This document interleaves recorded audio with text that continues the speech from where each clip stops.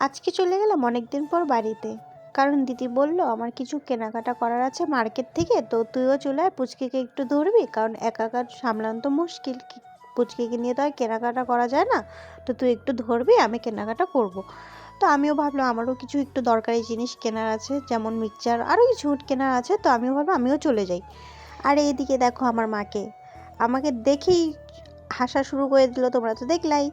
আর এইদিকে আমার এক হাতে আমার চুলটা ধরে আছে, চুলটা তো ছাড়ছেই না, যতক্ষণ কোলে আছে চুলটা এইভাবে মুঠি করে ধরে আছে।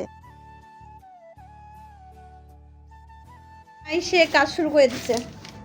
কিরে কয়টা দিকে আসছিস বল? আধা ঘন্টা আগে। হ্যাঁ আরেকদিকে এরা আসছে। এ হে গেটে বাবা, গেট খোলো, মামার চুল ছাড়ো। এদিকে এক ম্যাডাম এসে ঘুরতে চলে গেছে এখানে। ও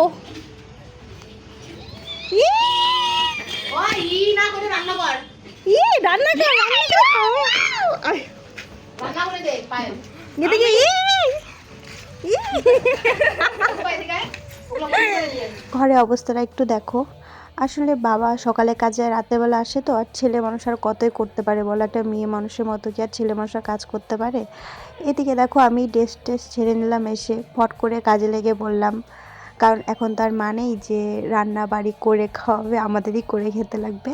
আর আমার দিদিও আধা ঘন্টা আগে এসে ঘরটা সব গোছানো শুরু করে দিয়েছে। দিদি বলছে তুই রান্না কর খালি, আর আমি ঘরটার কাজ সব কিছু করে নিচ্ছি। আর ঘর দুয়ারে তো প্রচণ্ড ধুলো জমে গেছে, কারণ বাবা তো ঝাড়া টাইমও পায় না সেরকম।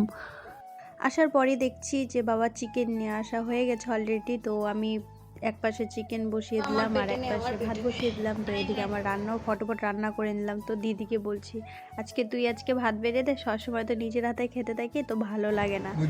দিদি বললো ঠিক আছে দে, আমি বাড়ছি। সোনার চেন দেখো, চেন সেম, আমারটা দেখা গিয়ে ওই ফ্যাশন কি চেনটা দেখা না, চেনটা দেখা। বাড়িতে না কতগুলো পাতা ছিল, মার কাজের সময় আনা হয়েছিল, তো বেঁচে গিয়েছিল, তো দিদিকে বললাম পাতাতেই দিয়ে দে, অনেক দিন ধরে পাতাতেও খাওয়া হয় না, তো পাতাতে খাওয়া যাবে। আর মেন কথা হচ্ছে বাবা বাড়িতে একা থাকবে, তো আমরা তো এখন চলে যাব, দিদিও চলে যাব দেখতে বাড়িতে, আর আমিও দেখতে বাড়ি চলে যাব, তো বেকার বাসন টাসন হবে আবার। এখন আমরা ঝটপট করে খেয়ে আবার রেডি হয়ে গেলাম। রেডি হয়ে এখন চলে যাব আমরা মার্কেটে, ওই যে বললাম না কিছু কেনাকাটা করার আছে। এইদিকে দেখো দুই বোনে ঝগড়া করছি যে তুই সর আমি রেডি হবো, বলছে তুই সর আমি আগে চুলটা আশ্রাইনি। জানো ছোটোবেলা আমরা এরকমই করতাম, একটা আয়নে ছিল, তো ওকে বলতাম তুই সর আমি আগে রেডি হয়ে আমি সর, তারপর মা কী করছিল দুটা ড্রেসিং টেবিল দুইজনের জন্য এনে দিয়েছিল। আমরা দুইজন এখন রেডি হয়ে বের হয়ে পড়লাম, দেখো দাদুর কোলে। এখন বাড়ি যাওয়ার টাইম হচ্ছে না, মুখটা কেমন করে আছে দেখো। আমরা এখন চলে যাব সিধা মহাবিস্তানে, তোমরা খালি ভিড়টা দেখো, প্রচণ্ড ভিড়। অনেক কিছু কেনাকাটা হয়ে গেল, তো ভিডিও ক্লিপ নিতে পারিনি, এর জন্য প্রচণ্ড ভিড় ছিল দেখলাই তো।